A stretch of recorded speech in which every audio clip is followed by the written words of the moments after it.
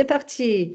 Voilà, donc aujourd'hui, notre thème, c'est le logement en question, sachant qu'à chaque webinaire, depuis février, on mentionne le logement, le domicile, parce que c'est notre cible avec les services de la domicile, avec des évaluateurs CARSAT qui sont également invités à assister à ces webinaires. Et une solution innovante sera présentée d'ici 10 minutes. Donc, Madame Tilleul de Majugad est déjà dans la salle et va présenter l'offre qu'il propose. Mais ce que je voulais souligner, c'est que pour ce sujet, je souhaite, en tant qu'ergothérapeute, et ergothérapeute anglophone, ce qui veut dire que je suis occupational therapist, donc c'est de la thérapie tournée autour de l'occupation, les activités de la vie quotidienne. Et les personnes que vous accompagnez en GIR 5-6 sont des personnes qui, très probablement, pour la plupart, souhaitent rester vivre chez eux, mais qui peuvent rencontrer des difficultés de différents ordres que Madame Tilleul va probablement souligner, qui font que cette personne va peut-être à un moment ou un autre se dire et si je devais déménager? Ou les aidants viennent vous voir sur ce sujet. Donc, c'est pour ça qu'on a choisi Majugad comme solution à te présenter aujourd'hui. Et par la suite, il y aura la présentation de réseautage, donc un réseau d'appartements pédagogiques témoins en France. Donc, on va parler du recueil des besoins et attentes jusqu'au projet de vie. Donc, petit rappel sur nos 6 étapes avec comme point de base pour le repérage des fragilités, une grille qui permet au service de la domicile à repérer, avec l'aide bien sûr des AVS, donc ceux qui sont sur le terrain, de repérer des critères, des points, des questionnements qui vont aider à identifier non seulement les besoins, mais prioriser donc les actions par la suite. Donc, je vous invite à le télécharger si vous ne le connaissez pas et le comparer éventuellement à votre grille que vous utilisez pour savoir s'il y aurait des moyens de faire peut-être améliorer la vôtre. Donc, ce processus de repérage est très important et permet d'identifier des critères qui vont aller dans le sens des besoins de la personne. Donc, on imagine aujourd'hui une personne qui a besoin d'un accompagnement pour l'étude des difficultés liées à une perte d'équilibre, un accompagnement dans l'étude des possibles aménagements dans son lieu de vie, mais peut-être aussi d'un déménagement. Et on voit qu'est traduit une attente très forte envers l'équipe. Et parfois, peut-être, les services d'aide à domicile se trouvent un peu démunis. Donc, les solutions que nous vous présentons aujourd'hui vont dans ce sens. Donc, on imagine que dans une réunion d'équipe avec les AVS, on a le constat de différents points de fragilité. Le fait que la personne et son aidant se plaint de la situation du domicile. Pas forcément ce qu'on trouve entre parenthèses, hein, il n'y a pas forcément un problème de santé, mais cette plainte que vous recueillez lors de vos interventions, le fait qu'il y a un souci d'équilibre, qu'il y a peut-être des douleurs, la personne se sent fatiguée. Peut-être l'AVS aurait remarqué que les volets sont fermés, tout simplement parce que la personne n'arrive plus à ouvrir ses volets pour X raisons. Donc, soit c'est un logement délabré qui aurait besoin d'être vidé et donc réaménagé, soit c'est une situation de santé et mobilité qui fait que la personne n'a plus accès et ne va pas aller installer une solution électrique ou domotique parce qu'il ne peut pas. Et ça peut être la porte qui s'ouvre vers la notion d'éventuellement déménager. Vous pouvez aussi recueillir pas mal d'inquiétudes de la part des aidants qui peuvent même vouloir forcer les choses, soit installer une caméra de vidéosurveillance, soit insister que la personne ait une téléassistance, même si elle refuse, soit lui dire, maman, mais j'ai trouvé un appartement en ville, allez, viens, on va regarder le dossier, tu pourras déménager. Ce genre de choses qui peut être un peu brutal. Donc, sachant qu'il y a peut-être d'autres étapes en amont d'éventuellement accompagner cet aidant, ben, ce serait peut-être utile pour vous de pouvoir en parler en équipe. Donc, on a en tête le projet de vie de la personne que vous accompagnez, pas indépendamment, mais peut-être, j'espère, complémentaire du projet de vie de l'aidant pour son aidé. Donc, en tout cas, notre cas d'usage aujourd'hui, c'est quelqu'un qui souhaite continuer de vivre le plus longtemps possible chez elle, donc elle vit en couple, et souhaite être accompagnée dans les démarches concernant d'éventuels aménagements, ajustements de son domicile. Est-ce qu'il y a des financements? Comment et par où je commence? Euh, en ayant toujours en tête qu'à long terme, cette personne veut rester à son domicile. Mais est-ce qu'à un moment ou un autre, le rester à son domicile peut devenir rester à domicile dans un autre domicile? Donc, c'est un peu la question que je vous suggère. Nos 6 étapes qui sont très importantes, surtout les 2 premières, parce que ça permet d'agir en amont de toute aggravation. Et ça c'est votre job, ce que vous faites depuis des années. Et avec le cadre que nous proposons avec la CARSAT Rhône-Alpes, de réfléchir peut-être différemment, sous un autre angle, par rapport aux besoins et priorités, en lien avec les critères de repérage qui auraient été remarqués, ben, ça va vous permettre d'accompagner la personne dans son pouvoir agir, ce qui va soutenir le projet de vie qui serait établi et co-construit avec le bénéficiaire. Donc, pour cette toute première partie, j'invite Madame Tilleul à prendre la parole. J'arrête mon partage, je lui donne la main et c'est à elle. Alors, je vous invite à poser des questions, notez-les pendant la présentation parce que elle a le temps avec nous aujourd'hui et je la remercie grandement. Ceux qui vont regarder ce webinaire en replay vont pouvoir bénéficier aussi de vos questions à partir du moment que Madame Tilleul ouvre le débat. Voilà, je vous laisse la parole. Parfait, merci. Eh bien, bonjour. Donc voilà, je suis Vanessa Tilleul, je suis directrice des opérations chez MyJugad.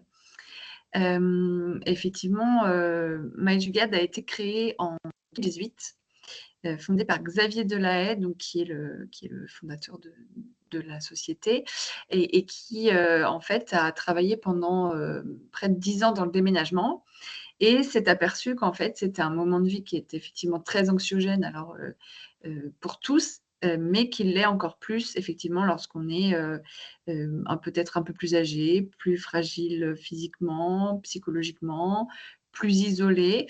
Et donc, voilà, il a trouvé qu'effectivement, les déménageurs n'avaient pas le temps nécessaire ou pas les compétences nécessaires pour pouvoir accompagner ces personnes, cette typologie de personnes, et le faire en tout cas de manière sereine et faire en sorte que le déménagement se passe voilà, de la façon la plus fluide possible et effectivement avec sérénité.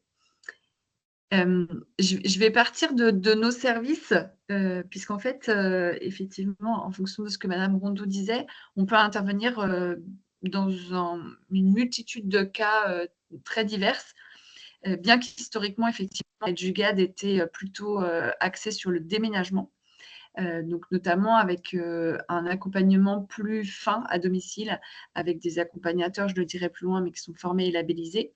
L'idée, c'était vraiment d'intervenir en amont, bien en amont du déménagement, donc aussi vite que possible, dès que la décision est prise, en tout cas de déménager. Après, on peut également intervenir dans l'urgence quand il le faut. Par exemple, pour une post-hospitalisation, des choses comme ça, parfois ça doit aller très vite.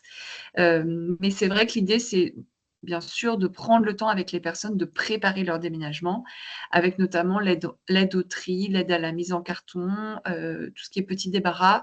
Donc voilà, qu'est-ce que je dois garder, qu'est-ce que je peux peut-être mettre en don, alors donner soit à ma famille, à mes proches, donner à des associations, qu'est-ce que je peux éventuellement vendre. Voilà, c'est prendre ce temps-là pour effectivement réussir à se détacher des objets, qui est une part très importante lorsqu'on déménage. C'est voilà, souvent, il y a beaucoup de souvenirs qui restent dans la maison. Donc, l'idée, c'était aussi de prendre ce temps-là, d'aider les personnes à trouver le meilleur déménageur ou la meilleure solution de déménagement en fonction des attentes, mais et surtout du budget, puisqu'effectivement, on a identifié que le levier, enfin, un des freins les plus importants, c'était bien sûr le frein financier. Donc, on va aider à trouver peut-être un déménageur qui a pignon sur rue, qui est très connu pour les personnes qui ont un budget à allouer à ce déménagement.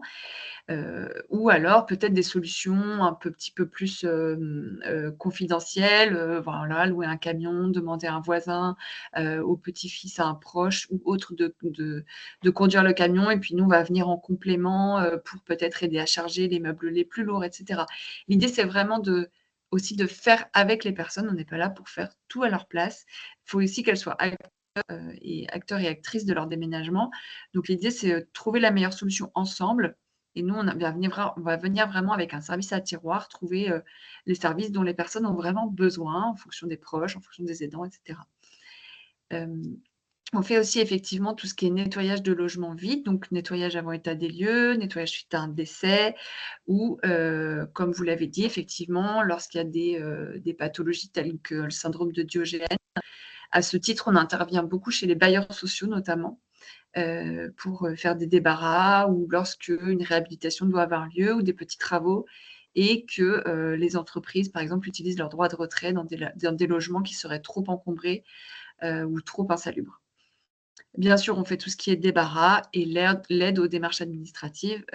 Voilà, donc comme je le disais, en fonction des personnes, en fonction de ce qu'elles peuvent faire, de ce qu'elles veulent nous confier ou non. Des aidants qui sont là, donc les aidants familiaux, mais aussi les aidants professionnels. S'il y a une assistante sociale, ce qui est souvent le cas, on travaille beaucoup avec les assistantes sociales, ou les conseillers en économie sociale familiale, les CESF.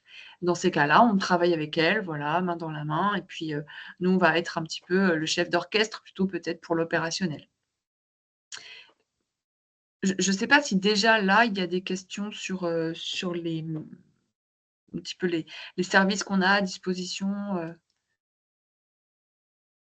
ou alors je continue et puis on ouvre la discussion plus tard, je ne sais pas. Vous Alors, me dites. oui, je voulais juste rajouter que, en fait, MyJugarde est le nom de votre entreprise et l'offre que vous avez travaillée, c'est compagnon de confiance, c'est ça, hein? Tout à fait, Voilà, voilà. je l'ai mis dans la conversation. Parfait et Jugad, juste pour, voilà, pour être complète, c'est un terme hindi. C'est une philosophie, en fait, qui prône, voilà, le faire beaucoup avec peu, voilà, tout ce qui va être un petit peu, lié, à la frugalité, voilà, vraiment à la débrouillardise. C'est Mmh. cette philosophie-là. Et je trouve que cette philosophie que vous avez soulignée en disant à plusieurs reprises, on fait avec la personne, rejoint ce que les SAD font parce qu'ils font avec. Et ils Oui. accompagnent le bénéficiaire ou son aidant dans le projet de vie du bénéficiaire. Donc ça va de pair, c'est super. Tout à fait. Hem Alors juste pour, donner le déroulé d'un petit peu classique chez nous, donc effectivement, soit les personnes nous contactent en direct parce elles ont trouvé un flyer peut-être, effectivement dans leur clic ou alors, elles sont venues de la part de leur bailleur ou peut-être elles nous ont trouvées tout simplement en faisant une recherche sur internet ou via du bouche à oreille. Ou alors effectivement, ce sont plutôt des professionnels qui viennent vers nous, donc des coordinatrices de clic notamment, des bailleurs sociaux comme je vous le disais ou, des personnes qui travaillent en résidence senior, enfin voilà, vraiment une typologie assez diverse de personnes qui peuvent nous contacter. On fait tout simplement un premier échange, soit par mail, soit par téléphone. En règle générale, effectivement, il y a toujours un appel, téléphone, hein, qui arrive et puis, on fait là un premier diagnostic des besoins du bénéficiaire. Donc comme je vous disais, heu, quand est-ce que va avoir lieu le déménagement? Alors, effectivement, je vais beaucoup parler de déménagement, mais on peut aussi effectivement intervenir dans le cadre de désencombrement. Bah, ça peut être par exemple notamment suite au passage d'un ergothérapeute qui aurait, voilà, demandé peut-être à ce que, s'il y a 2 canapés dans le salon, peut-être on en enlève un ou alors on enlève des tapis ou ce genre de choses ou alors une petite barre de seuil ou 2 à remettre ou ce genre de petit bricolage. également le faire. Donc là, l'idée, c'est de faire un premier diagnostic. Quels sont les besoins? Quelles sont les interventions qu'on va devoir mettre en place? Quel est un petit peu les délais qui nous sont impartis? Qui sont les personnes qui pourraient éventuellement aider? Voilà, vraiment balayer un petit peu tout ça. Si le diagnostic n'est pas possible par téléphone, on fait un diagnostic à domicile, il n'y a pas de souci. Et puis ensuite, eh ben, on va coordonner tout ça. Donc, on met en relation avec un accompagnateur, avec un déménageur, avec une personne qui va venir intervenir vraiment au domicile chez la personne. Et puis après, bah, de manière tout à fait classique, hein, on suit le dossier, voilà, est-ce qu'il y a besoin de réintervenir, etc. Et puis on vient clore ce dossier par une mesure d'impact. On a co-créé une mesure d'impact avec un cabinet parce qu'effectivement, on a une société, mais on a un agrément ESUS. Donc, on a vraiment, on fait partie prenante de l'économie sociale et solidaire et on a à cœur de mesurer notre impact pour voilà, bien être au point sur l'impact qu'on peut avoir sur les personnes. Et puis, effectivement, comme je vous disais, on intervient sur tout le territoire français, donc via un réseau de prestataires qui sont diverses également, donc des grandes sociétés de déménagement, des plus petites, des sociétés de nettoyage, des sociétés de multiservices, voilà, pour notamment faire des petits bricolages. Ça nous arrive même parfois effectivement de passer un petit coup de tondeuse parce que quand on veut mettre sa maison en vente ou qu'on doit la rendre à notre bailleur, voilà, c'est bien de laisser propre. Des sociétés de débarras, etc., etc. Et on a créé, donc pour sécuriser ce réseau, on a créé 2 labels, dont un label qui est accompagnateur à la mobilité résidentielle. Donc ce sont 2 labels qui ont été co-créés avec Clésia et Andéo. Andéo qui est un petit peu l'équivalent de la FNOR ou de la PAV, mais dans le monde vraiment du handicap. Donc des labels avec des obligations bien sûr documentaires et puis surtout une formation sous forme de MOOC. Donc c'est une formation avec 18 modules, je crois, 18 modules vidéo et un petit quiz au fur et à mesure de la petite formation vidéo qu'on suit. Et je crois que j'ai plus de slides. La prochaine slide, c'était peut-être pour, ça ne veut plus dérouler, mais pour nos contacts. Ce que je voulais ajouter aussi, c'est qu'effectivement, par rapport au territoire sur lequel vous vous situez, on a déjà expérimenté, nous, avec la CARSAT. Donc l'expérimentation a pris fin dans le cours de cette année 2024, mais on est toujours en contact avec eux pour éventuellement intégrer Oscar. Voilà, donc j'espère que ça va donner suite. C'est le cas dans d'autres régions, c'est le cas en Bretagne, en Normandie, dans la région sud-est, en Aquitaine, etc. Et puis, on a aussi, puisqu'effectivement, comme je vous le disais, il y a un frein qui est important, qui est le frein financier. On a aussi d'autres leviers financiers pour avoir d'autres prises en charge, avec notamment des partenariats avec des groupes de l'Ager-Carco, tels que Malakoff Humanis, AG2R La Mondiale, Apicil, qui est historiquement aussi très présent dans votre région, et avec qui on a un partenariat et avec lesquels on peut faire prendre en charge tout ou partie de nos prestations. Voilà, en fonction aussi des besoins. Donc l'idée pour nous, c'est aussi d'aller chercher effectivement des leviers financiers pour que la prise en charge soit la plus importante possible. Alors, je crois qu'il y avait une slide par rapport au contact. Voilà, elle veut pas se présenter, mais voilà, pour nous contacter, en tout cas, tout simplement par téléphone, On par la voit à mail. l'écran? Oui, il suffit de l'agrandir. On arrive à le Voilà. voir. Et OK. si moi j'arrive à le voir avec mes lunettes, c'est bon, je crois, pour les autres. Voilà, donc tout simplement, vous allez sur notre site internet, par mail ou par téléphone et puis, si vous avez des questions peut-être sur un cas précis ou des questions plus globales, si vous voulez, qu'on refasse une présentation à vos équipes ou qu'on vous envoie des brochures, enfin voilà, faut pas hésiter en tout cas à nous solliciter, dans ce cadre-là. Donc là, si je peux me permettre, actuellement, c'est pas une prise en charge, ça rentre pas dans la prise en charge Oscar, c'est ça? Pas actuellement, non, Et effectivement. au Pas en niveau du Rhône-Alpes. coût Pas en et au Rhône-Alpes. niveau du coût pour les bénéficiaires, comment ça marche? Alors Est-ce qu'il y a une prise en charge? Est-ce que c'est assez aléatoire parce que ça dépend de beaucoup de choses, hein. C'est vrai que quand on parle de logement, ça dépend du nombre de mètres carrés, ça dépend, de l'accessibilité du logement. Est-ce qu'il y a un ascenseur ou non? Est-ce que le camion peut se garer devant et cetera? Le volume, ça dépend de beaucoup, beaucoup de choses. Faut savoir que le coût moyen d'un déménagement au jour d'aujourd'hui, c'est entre, 1 800 et 2 200 € environ. Voilà, c'est un budget qui est vraiment important. Donc, c'est pour ça que souvent, on vient chercher des leviers, nous, pour trouver des déménageurs qui seraient peut-être un petit peu moins chers, en tout cas trouver des solutions avec la famille, avec les proches. Voilà, une location de camion et des paires de repas, c'est toujours moins cher qu'un déménageur voilà, qui serait tel type les gentlemen ou des déménageurs bretons, par exemple. Nous, nos interventions, on fonctionne beaucoup à la demi-journée d'accompagnement, donc pour 4 heures, et c'est de l'ordre de 200-250 € environ la demi-journée, en fonction aussi de ce qu'on va faire. Pour du nettoyage, par exemple, ça pourrait être moins onéreux en fonction du nombre de mètres carrés. Si on part sur un débarras complet, qu'il nous faut une benne, qu'il faut faire plusieurs allers-retours à la déchetterie, etc., bon, là, ça peut être en revanche plus onéreux. J'ai une question par Oui. rapport au levier financier. Est-ce qu'il y a des critères dans lesquels le bénéficiaire devrait rentrer pour y avoir accès? Alors, ça dépend.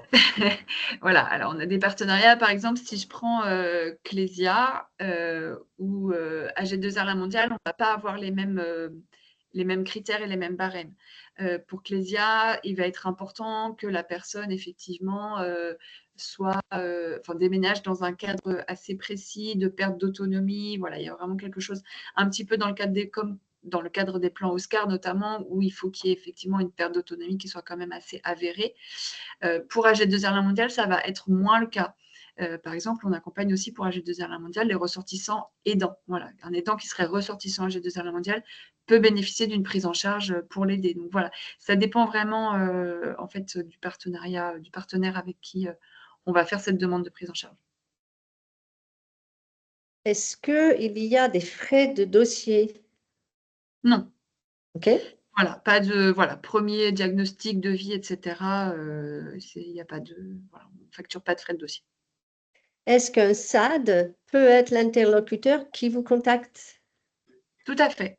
Moi, je me souviens d'un de mes premiers dossiers où on a travaillé de concert avec l'aide à domicile, parce qu'effectivement, c'était elle qui avait plus ou moins pris en main l'aide au déménagement.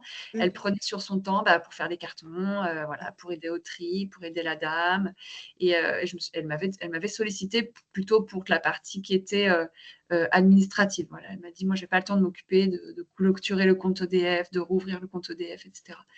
Donc, on avait travaillé de concert ensemble, voilà, par rapport à ce qu'elle, elle pouvait faire, ce qu'elle avait le temps de faire et moi, ce que je pouvais faire. Est-ce Oui, que je peux poser allez-y, une madame question? Trombone. Oui. En ce qui concerne, le lien pour, les personnes qui font appel à vos services, il est uniquement, avec, votre société, Mon Compagnon de Confiance? Il y a, du coup, le volet de sous-traitance que vous évoquiez en début de présentation, il est, au bout de la chaîne. C'est vous qui vous chargez de dégrossir et de faciliter les choses pour la personne? Tout à fait, voilà, Ouais. vous avez bien résumé. Voilà, l'idée, c'est on est vraiment le chef d'orchestre, en fait, un petit peu le maître d'œuvre, du déménagement et on vient effectivement, trouver la bonne personne aussi, pour la prestation qui est demandée ou les prestations qui sont demandées. Donc, parfois, ça ne va pas être le même accompagnateur qui va intervenir parce que, pour faire de l'aide aux démarches administratives et pour, peut-être, faire du débarras, on ne va pas avoir la même typologie d'accompagnateur en face. OK, merci. Mais il y a toujours des échanges qui sont prévus, en amont. Voilà, on ne fait pas débarquer quelqu'un comme ça, voilà, l'idée aussi, c'est que ça soit validé et qu'il y ait un petit peu un match, comme on dit, en fonction entre chaque Mmh. personne. Mmh. OK. Moi, si j'ai bien compris, vous ne faites pas uniquement au service de conciergerie. Vous êtes là d'abord pour être un interlocuteur Oui. privilégié avec la personne. Donc, ça implique que si vous, dans votre bureau, je ne sais pas où c'est, ou votre collègue va rencontrer le bénéficiaire qui aurait été orienté par le SAD, ça va forcément être par téléphone ou en visio. Oui, voilà. Alors nous, on est situés en Bretagne, effectivement, à Auray, dans le Morbihan. Donc, la plupart des échanges se font effectivement par téléphone.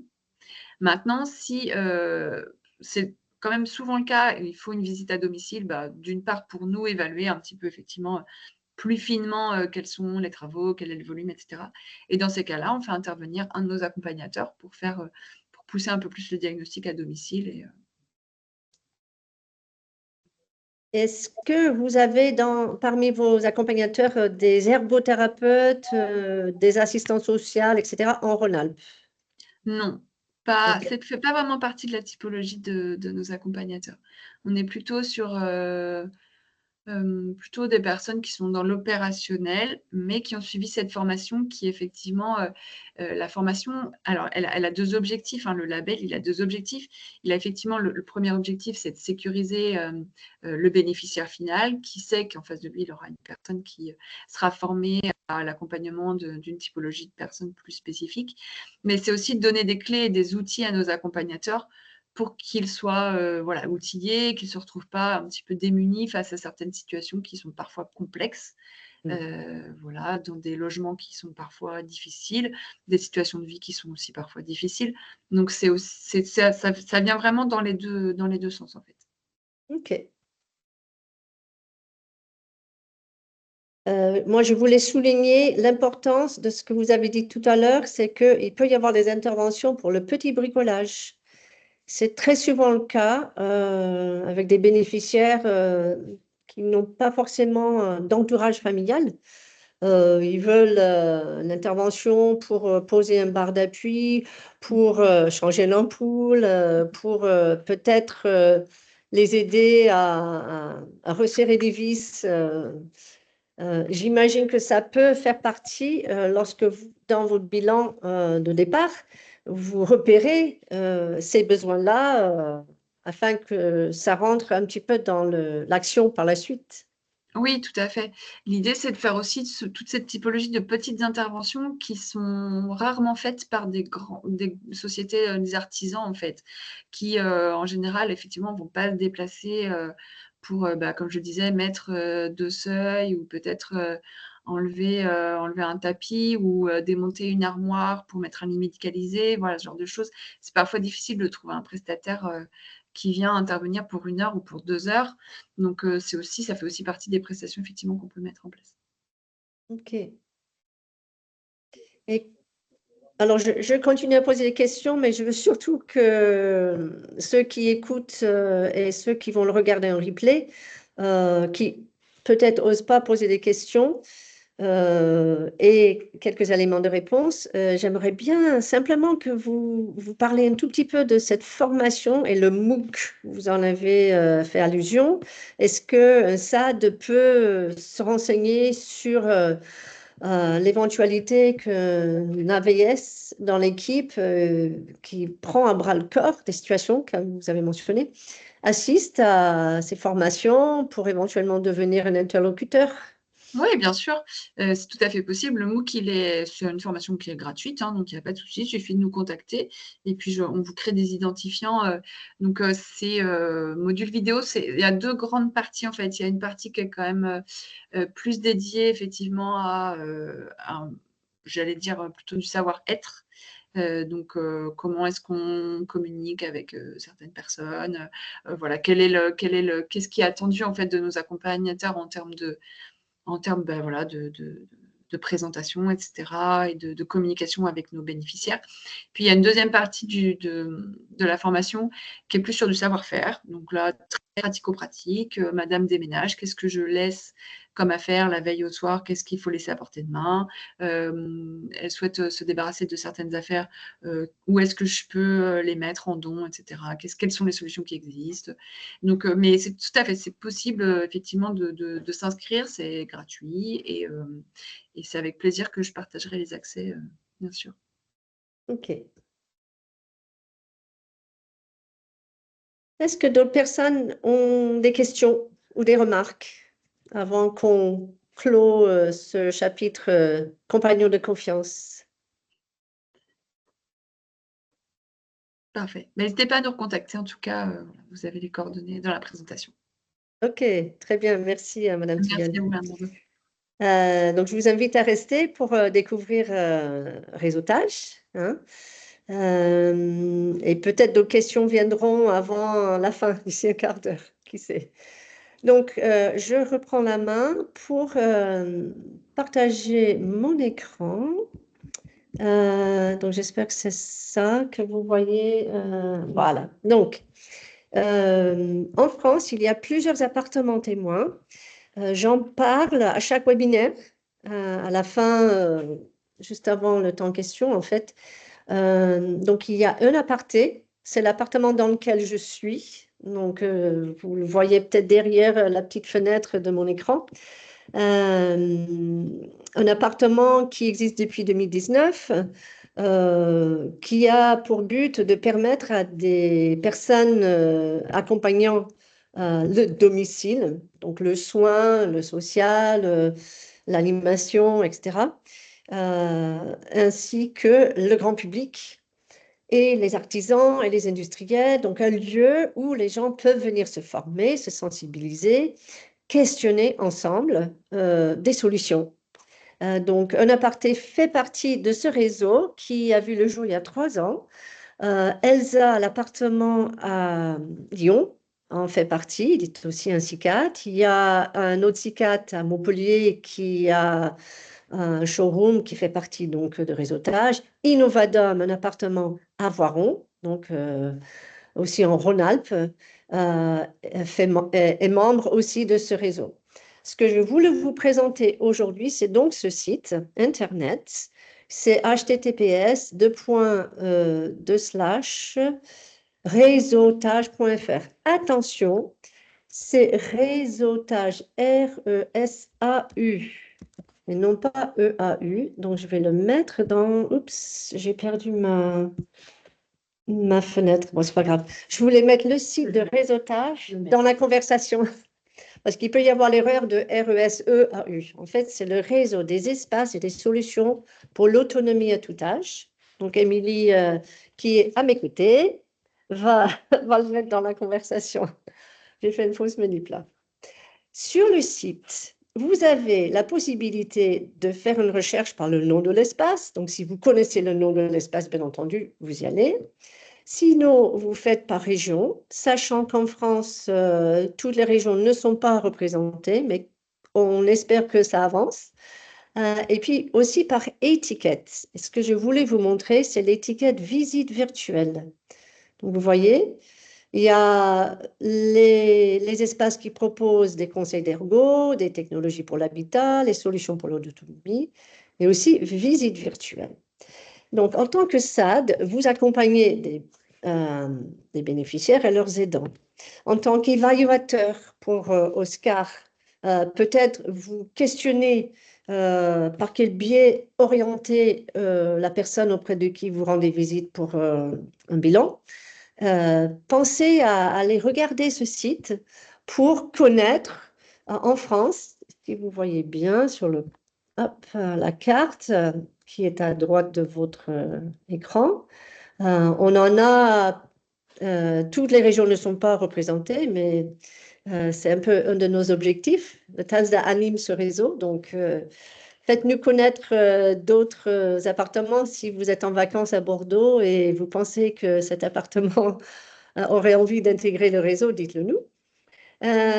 Donc, en ce qui concerne les visites virtuelles, il y a par exemple à Innovadom, donc c'est un appartement pédagogique à Voiron, la possibilité de visiter leur site et donc aller visiter la visite virtuelle.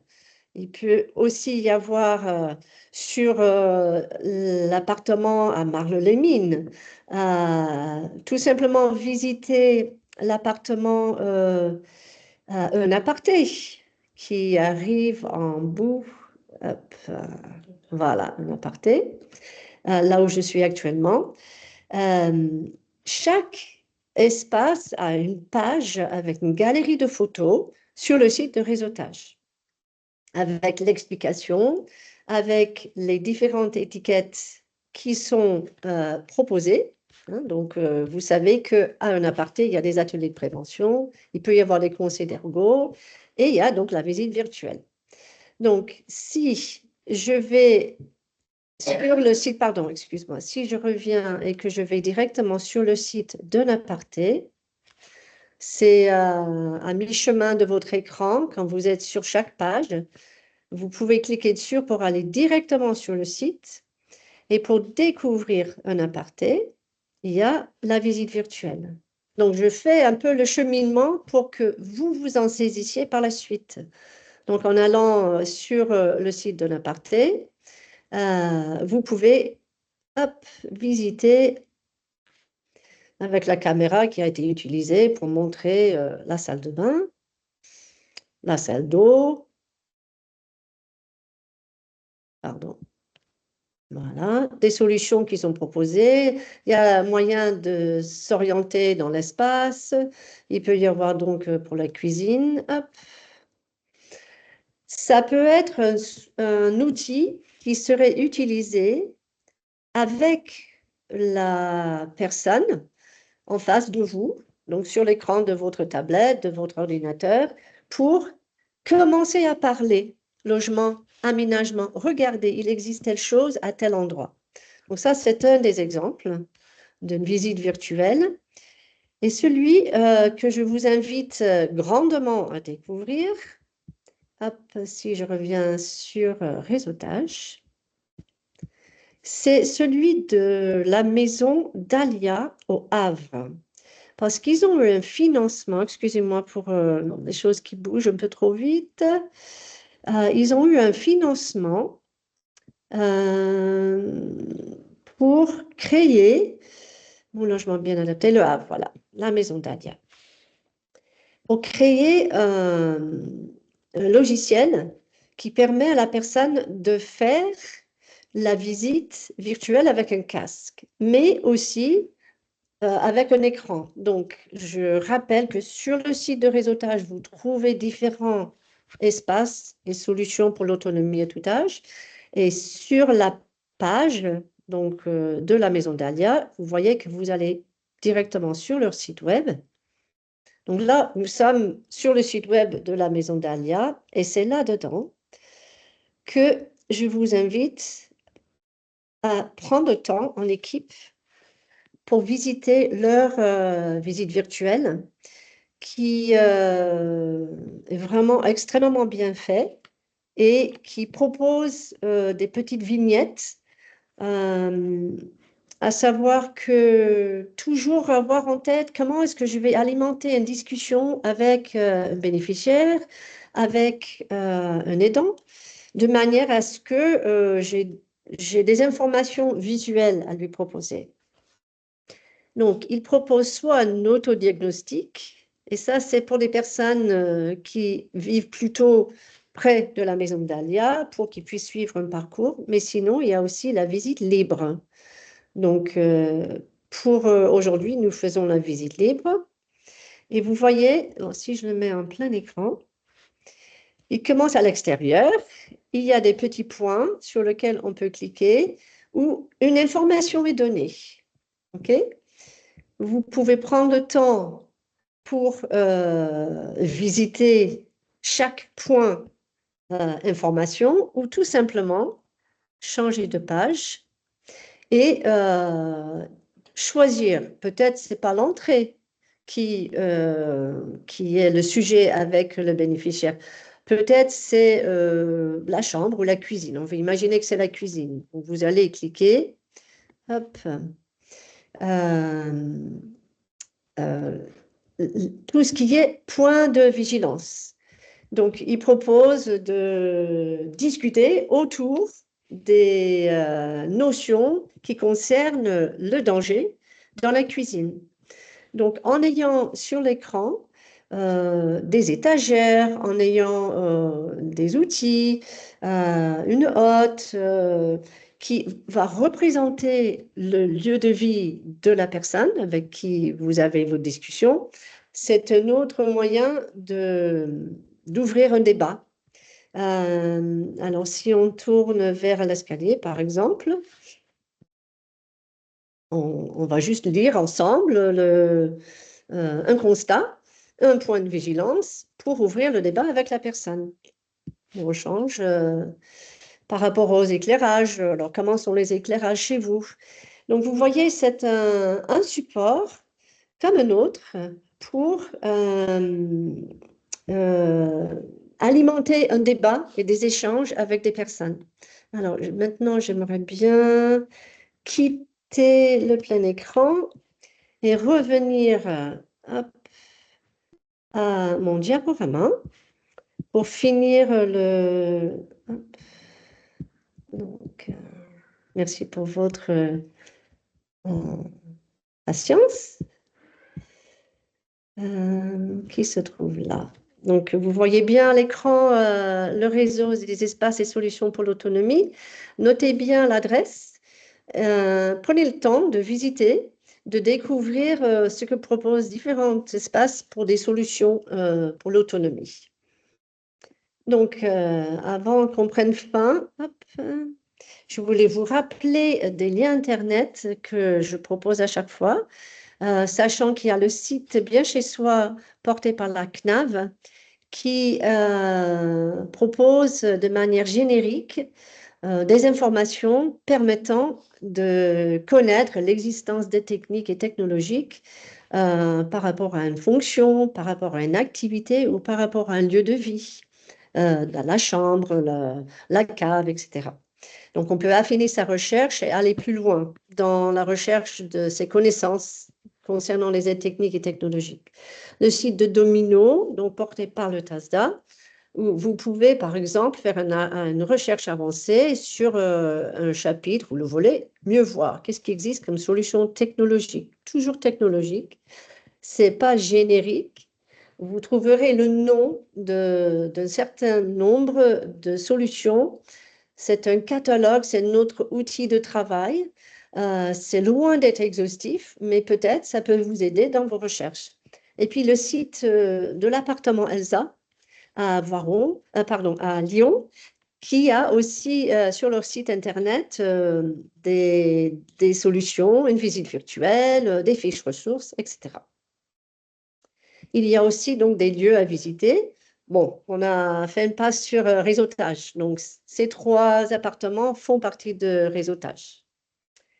Un petit rappel par rapport au éventuel besoin de faire intervenir un ergothérapeute pour un bilan, un diagnostic de l'habitat, en complément avec des services techniques si c'est un bailleur social, bien entendu en lien avec le propriétaire s'il y aurait éventuellement des questions d'aménagement.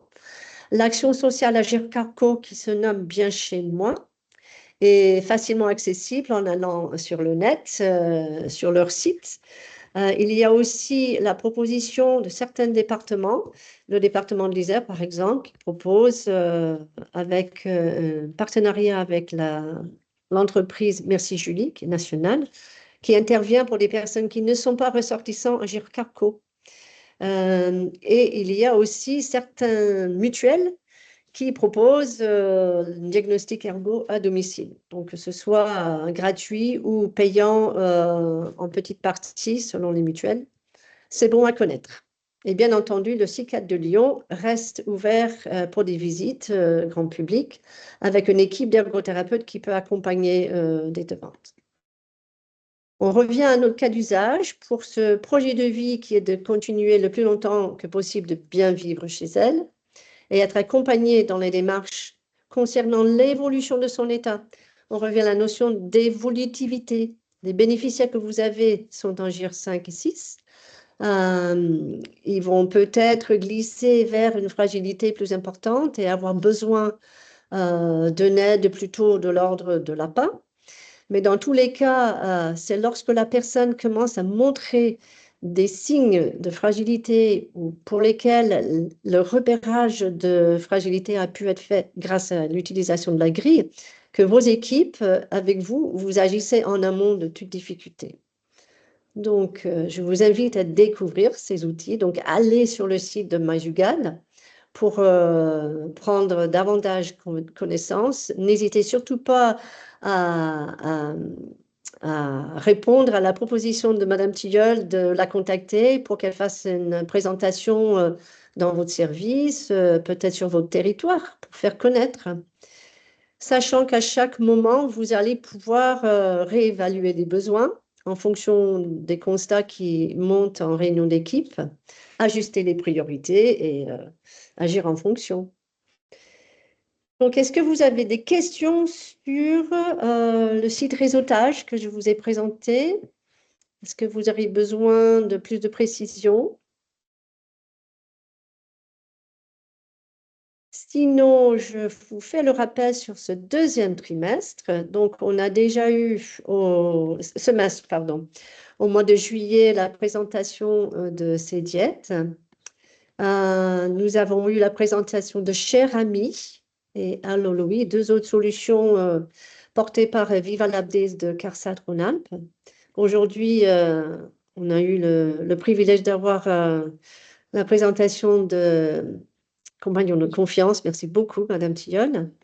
Le prochain webinaire, c'est dans 3 semaines et c'est sur la malvoyance qui ne se voit pas. Donc, je vous présenterai une solution de transcription de voix en texte et on parlera des podcasts et livres audio.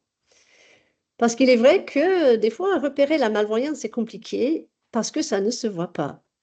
Si j'étais malvoyante, vous ne le saurez pas en me voyant. C'est un sujet phare avec l'explosion démographique des personnes de plus de 80 ans. Donc, on va en parler. Et pour finir l'année, nous allons parler de comment accompagner les bénéficiaires pour mettre en valeur leur histoire qui vaut de l'or. Donc, sur le site de l'Instant T, vous trouvez le questionnaire de satisfaction. Je vous invite à le remplir et à nous donner votre avis sur ce que vous aurez visionné, téléchargé, comment ça vous aide, comment ça devrait peut-être être de manière à ce que ça évolue avec vos besoins. Voilà, on arrive à la fin. Est-ce qu'il y a des questions avant qu'on se dise au revoir? C'est bon.